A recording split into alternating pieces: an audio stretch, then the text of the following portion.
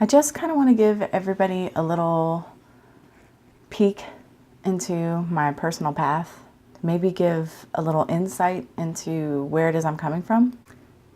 I understand if people have a hard time believing the things that I'm going to talk about in this video.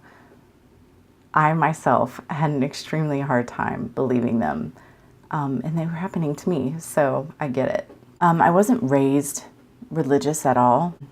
I did attend church frequently with friends, mostly. I sought out religion and tried to make it mine and understand it. It didn't work. When I was about 19, I started to feel what I would refer to as a calling.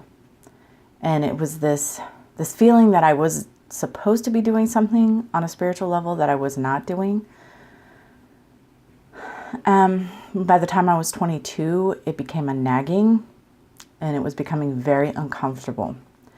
And so one night, laying in my bed just before falling asleep, my boyfriend at the time was asleep beside me in the bed. Well, I guess he was asleep, honestly, I don't know. I said, okay, what is my gift? What am I here to do? Show me. I'm ready. And I opened my eyes, and it can only be described as people-shaped clouds in my room. Everywhere. It was like Grand Central Station in there. And when I say people-shaped clouds, they had no features. It was like a shadow, only made of something white. They were completely oblivious to me, did not know I was there or did not care that I was there. And so I rubbed my eyes, and they're still there. Rub my eyes, they're still there. So I honestly don't remember the interaction clearly, but I remember I grabbed my boyfriend, and when I got the gist that he didn't see anything, I was like, something's wrong with my eyes. I just slammed my eyes shut and said, I am sorry. I was wrong. I am not ready for this. Please make it stop. And when I opened my eyes, it was gone. The next day, I immediately regretted it. But now I understand that Spirit was just kind of putting it in my face. You think you're ready. You're not ready. I'll know when you're ready. You're not ready. I was 24 the next time a big thing happened. I was on my way to pick up my daughter from daycare. I was traveling down a back road that is a very windy road. It's a road that the speed limit is posted at 45 and 55 depending on what part of the road you're on, but everybody drives whatever they want to drive.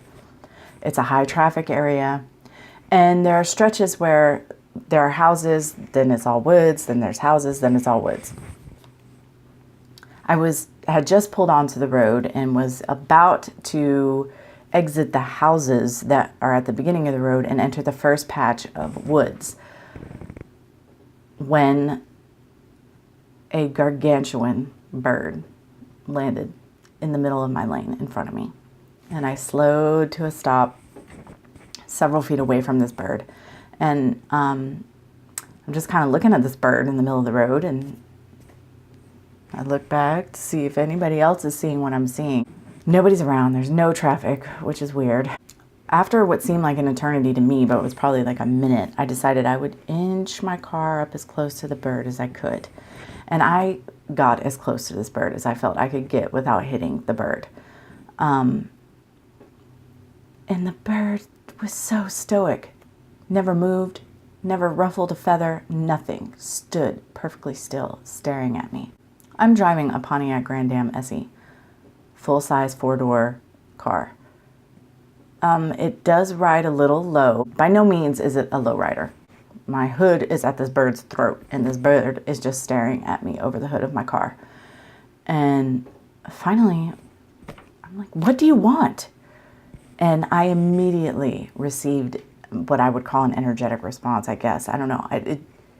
I understood that the bird was saying to me, you'll go when I'm ready for you to go. And I just kind of put my hands up and sat there staring at the bird, accepted that I would go when the bird was ready for me to go. And then he put his wings out, and his wingspan went from tip to tip of my hood. had to be 5 foot at least. With one strong motion, he lifted up off the ground, up into the air, into a tree that had to be 12, 15 feet off the ground. And the whole tree bowed under this bird's weight. And I'm sitting there with my mouth agape, staring at this bird in this tree.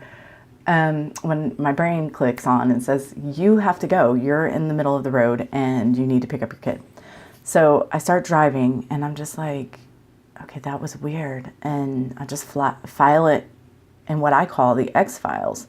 Just do, the weird things in the back of my brain and get on with real life. A little while later, I did look it up, and I happened to have a illustrated dictionary of birds, basically. And when I saw a picture of the bird that I saw, I looked to see it's a golden eagle. It does get that big, and they do live in the area I live in. So that was validation for me on that level. Another 2 years later, I'm 26.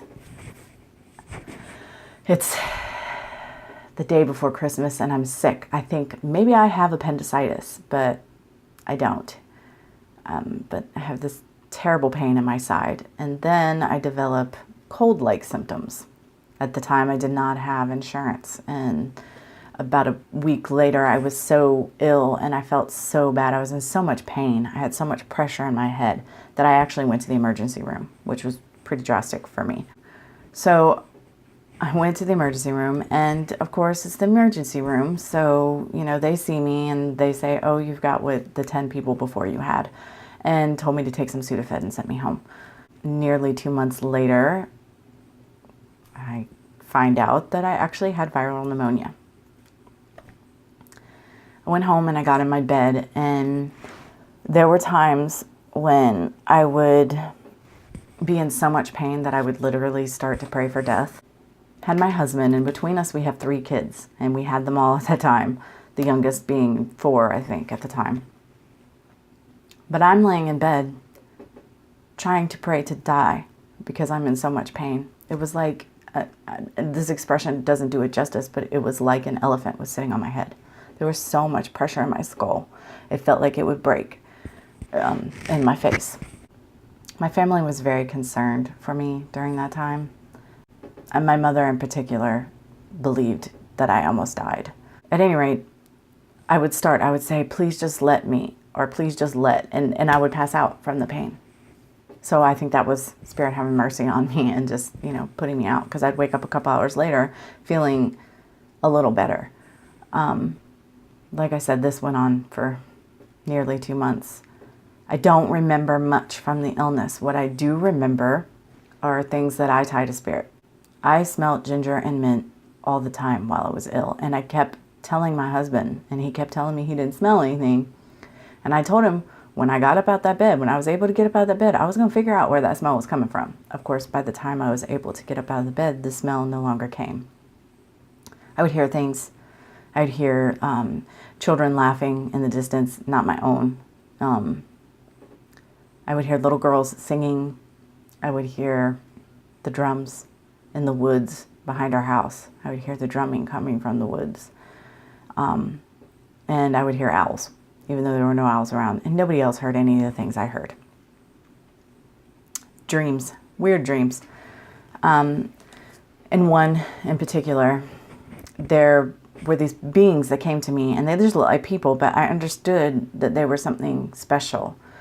And they kept telling me, you're one of us. And I kept freaking out. No way, I can't handle that, and would just run away.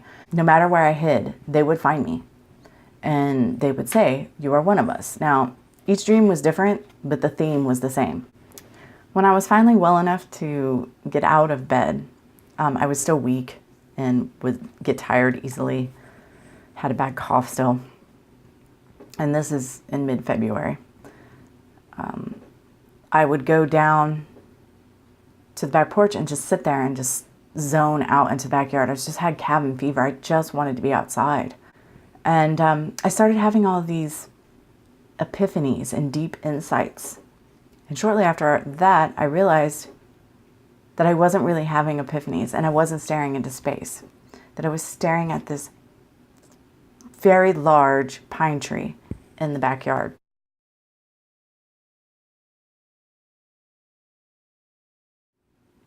And that the pine tree was teaching me, was giving me this information. I tried to give her a name. I tried to call her Grandmother Pine. And instantly there was a recoil. There was like, oh no, you are not calling me that. And I tried for several days before I went to my mother, because I was at my parents' house. My parents bought that property and built the house on it when I was 4 years old. So I asked my mother, how old was that tree when you bought the property?